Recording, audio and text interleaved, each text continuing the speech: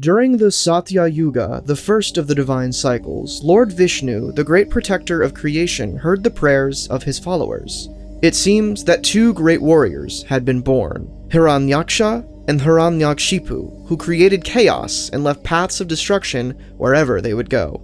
Lord Vishnu, wishing to protect creation and bring peace to the world, descended from the heavens in the form of a large boar named Varaha, his third avatar.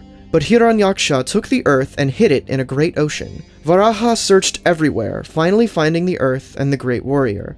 Varaha and Hiranyaksha met in a great battle. Their blows were mighty and shook the world around them. Yet, even the mighty warrior could not stand before the strength of Lord Vishnu's avatar, and the boar pierced Hiranyaksha with his mighty tusks. With the bringer of chaos killed, Varaha took up the world on his tusks, carrying it forward and placing it back in its rightful place, restoring balance to creation. The people all praised Varaha, except one, that is. Hiranyakshipu heard of the death of his brother and vowed vengeance against Lord Vishnu. He set out into the world, creating more chaos and destruction than he had ever created before. He gathered a mighty army of asuras, mighty demigods, around him and waged war against the devas and everything good that he could find.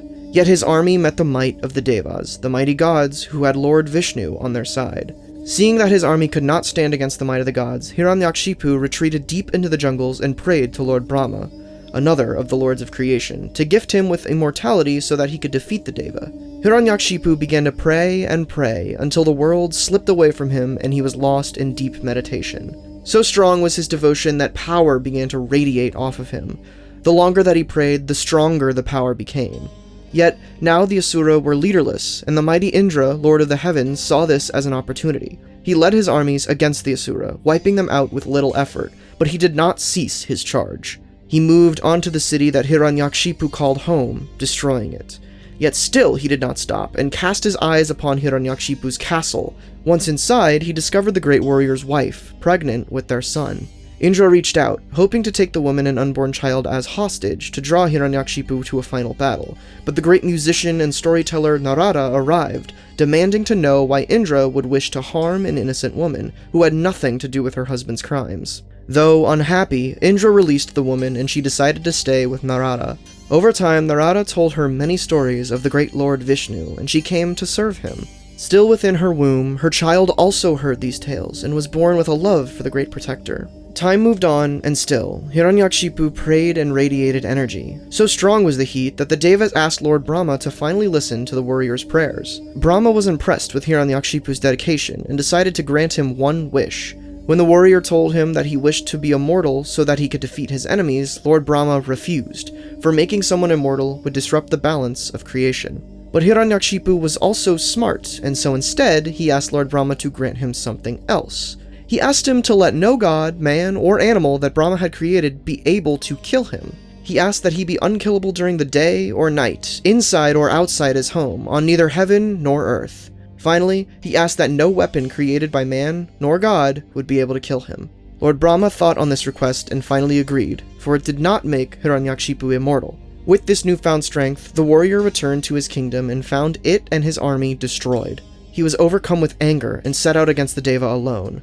With Brahma's aid, the Deva were no longer able to stand against Hiranyakshipu, and he defeated them on his own. Instead of killing them, he banished them and took his place as the Lord of the Heavens. Looking down from his new throne, he discovered that his wife and son, who had been named Prahlad, were on Earth. Hiranyakshipu brought them to his new kingdom, but was angered when he discovered that Prahlad was a follower of Lord Vishnu. Time only made him angrier, and finally, Hiranyakshipu could stand it no more and ordered his son killed. Yet Lord Vishnu protected his followers, and the guards' swords shattered when they tried to strike him down. Poison had no effect, wild animals refused to attack him, and fire did not burn him.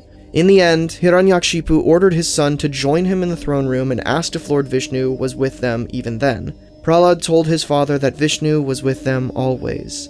The warrior demanded to know if the great Vishnu was even in the pillar of the throne room. Prahlad told him that he was, and Hiranyakshipu lashed out, destroying the pillar. Yet from the shattered stone, a great warrior leaped free, with the body of a man and the head of a mighty lion.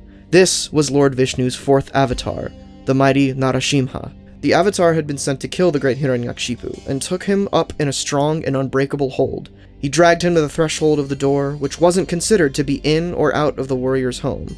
Narasimha lifted the man up, placing him on his lap, which wasn't considered to be in the heavens nor on the earth. He waited until twilight, being neither day nor night. Finally, he tore into pieces with his claws, which were not weapons created by man or god. With Hiranyakshipu dead, Narasimha roared, scattering the remaining asuras in fear. In the end, Prahlad took charge of the kingdom. He took the teachings of Lord Vishnu and was a fair and just king. Thank you so much for watching this Tales of Earth video. If you want to see more like this, be sure to subscribe and let us know what you want to see next in the comments down below.